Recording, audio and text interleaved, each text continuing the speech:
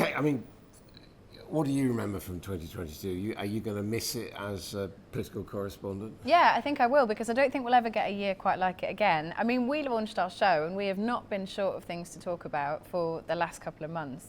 Leadership election, new Prime Minister. I mean, I've been sat on the floor in Downing Street listening to retirement speeches, and I'm a brand new Prime Minister speeches more than I ever thought I would in my career, let alone in a year. I mean, I have to admit, maybe I'm a bit of an old fogey, but I've been pretty shocked by this year politically. Yeah. And I feel now, and this is not an endorsement, but I do think with Rishi Sunak, we've got a kind of return to sanity, if you like, at least in our work. We're talking about things like the health service and education and what to do about the migrant problem, rather than these rather bizarre characters who seem to occupy number 10. Yeah, whereas I'm from the school of political journalism where we've had these huge shocks. I mean, we've had COVID, we've had Brexit, we've had huge big things happen every year, if not a couple of times a year.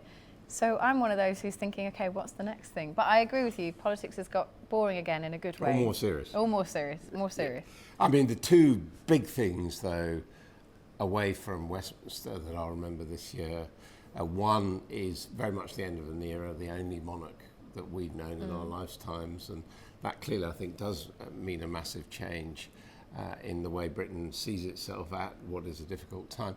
The other is for me, just the horror of what's happened in Ukraine this year. That I never thought that Russia would have the nerve to launch into a major neighbouring country and do the sort of destruction and killing which it's done. Yeah, and I think this year will be characterised by that instability in Ukraine, Russia, but also the impact it's had on the rest of us.